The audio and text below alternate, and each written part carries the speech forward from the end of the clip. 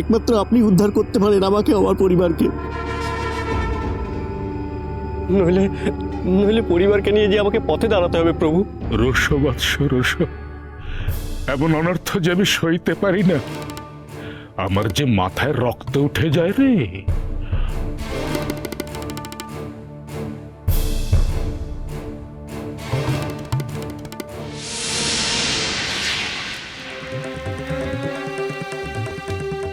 প্রভু, প্রভু আপনি তো অন্তর্যামী। এই জগতে তো আপনার কিছু অজানা নয়। দাদা মারা যাওয়ার পর ওই সম্পত্তির অধিকার আমার পাওয়ার কথা ছিল, কিন্তু বাবা তা না করে দাদার ছেলে নামে সব সম্পত্তি লিখে দিয়েছে।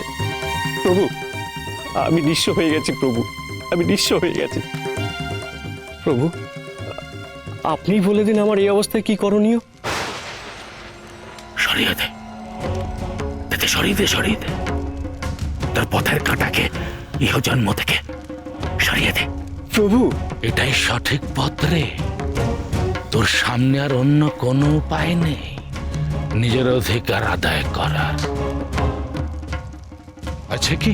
না প্রভু, কিন্তু কিন্তু এটা কি করে সম্ভব?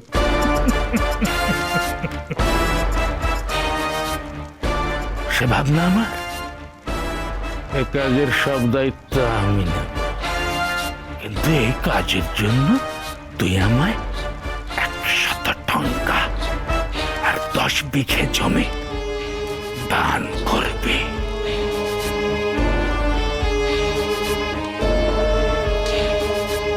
বল তুই রাজি কি না? হ্যাঁ প্রভু আমি রাজি। এবার তাহলে তোর সব চিন্তা আমি দূর করে দেব। আগামী পূর্ণিমা রাত্রে তোর পথের কাঁটাকে আমি উপড়ে ফেলবো। আমি রাজি, আপনার কথায় আমি সব করতে রাজি। যা যা, তবে যা যা যা যা, নিশ্চিন্তে বাড়ি যা। যা, যা, যা।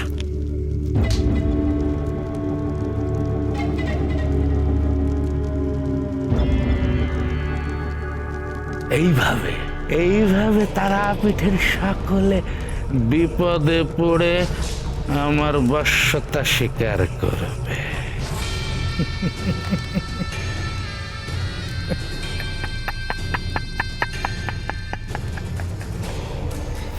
ঠাকুর, আপনি এখানে মানুষের সমস্যার সমাধান করছেন। বাহ, ভালো ভালো, খুব ভালো ঠাকুর, খুব ভালো। তবে একটা অনুরোধ ছিল, একটু দেখবেন ঠাকুর, এই দিকটা সামলাতে গিয়ে ওই দিকটা না আপনার হাত থেকে ফসকে যায়। মানে বড় কুমাররা বামদেবকে সাথে নিয়ে ফিরে এসেছেন।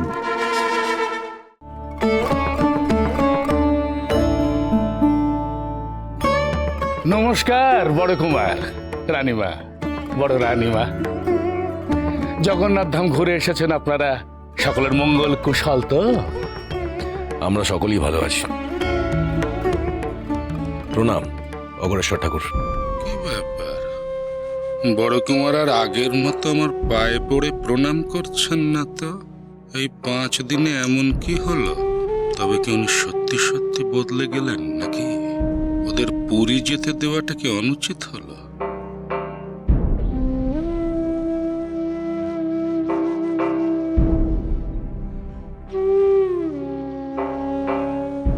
না না, ওর হাতে কড়াটা তো এখনো আছে, তাহলে ভয়ের কোনো কারণ নেই। কি ঠাকুর, হ্যাঁ কিছু ভাবছেন?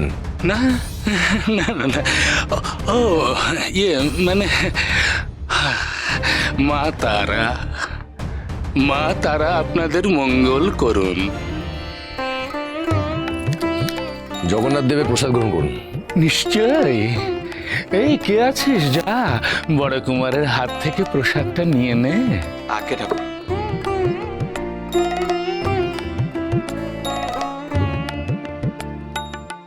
আপনি অনুমতি দিয়েছিলেন বলে আমরা নির্বিঘ্নে জগন্নাথ ধাম ঘুরে আসতে পারলাম। বলা যায় এই 5 দিন আমাদের নির্বিঘ্নেই কেটেছে। না, মনে তো হয় সবকিছু ঠিকই আছে। কি সৌভাগ্য, কি সৌভাগ্য! প্রণাম বড় কুমার, প্রণাম বড় রানীমা। প্রণাম রানীমা। কি কালাচাঁদ, তারাপীঠে সব ঠিক আছে তো? আগে হ্যাঁ, উনি আপনি চিন্তা করবেন না বড়কুমার, আমি থাকতে এখানে কোনো কাজে কোনো গন্ডগোল হবে না। আপনার উপর আমাদের সকলের পূর্ণ আস্থা আছে তহসিলদার মশাই। আমরা জানতাম আপনারা থাকতেই তারাপীঠে কোনো রকম কোনো অসুবিধা হবে না। কালাচাঁদ, ধন্যবাদ তারাপীঠে এতটা খেয়াল রাখার জন্য। ছি ছি ছি ছি ছি, এ আপনি কি কথা বলছেন বড়কুমার? এ তো আমার কর্তব্য। যে দায়িত্ব আপনি আমাকে দিয়েছেন সে দায়িত্ব আমি পালন করব না? ঠিক আছে বড় কুমার, এবার তাহলে আমি পূজা শুরু করার আয়োজন করি।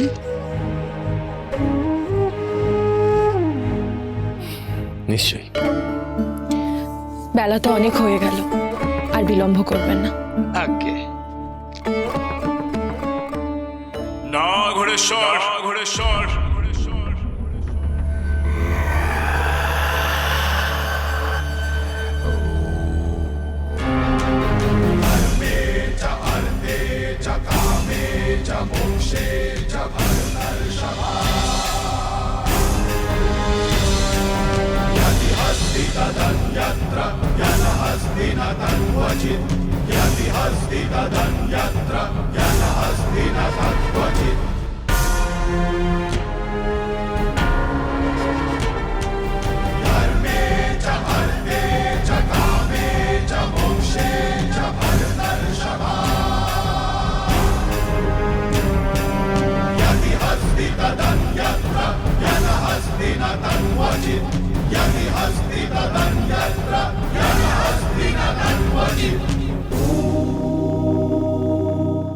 আজ মায়ের পুজো তুমি করবে না, করবে তারই বেটা। বেটা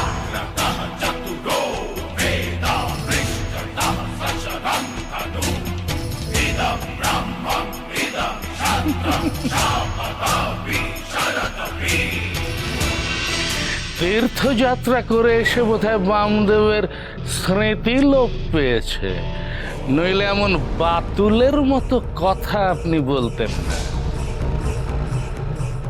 ঠাকুর, ঠাকুর আপনি একদম সঠিক কথা বলেছেন। এই যে বামদেব ঠাকুর, আপনি কি মনে করেন আপনি বড়কুমারদের সঙ্গে তীর্থে গিয়েছেন বলে অতীতের সব কথাকে ওনারা ভুলে গেছেন? তা কোনোদিনই সম্ভব নয়। ছোট যে যন্ত্রণা পেয়ে চলেছে তা কোনোদিনই ভোলার নয়। বামদেব, আপনি হয়তো ভুলে গেছেন এই মন্দিরে আপনার প্রবেশ নিষেধ।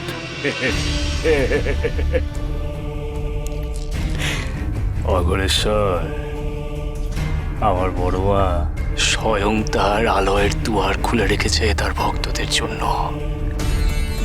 তা তুমি আটকাবার কে?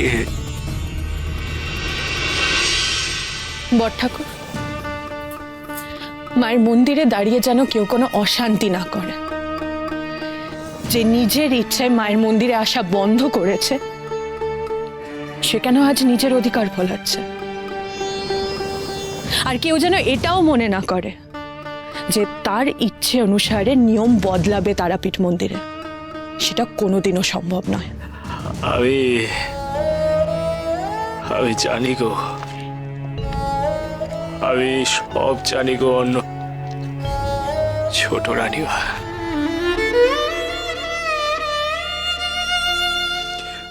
আমি কোনো অধিকার ফলাতে চাই না গো। আমি শুধু চেয়েছি আজ আমার পরমার পুজো এই নিজের হাতে করে করব। সেটা কখনোই সম্ভব নয় বামদেব। আর তুমি ভেবো না এই তারাপীঠ মন্দিরে নতুন করে তুমি অরাজকতা চালাতে পারবে। আমরা সেটা হতে দেব না।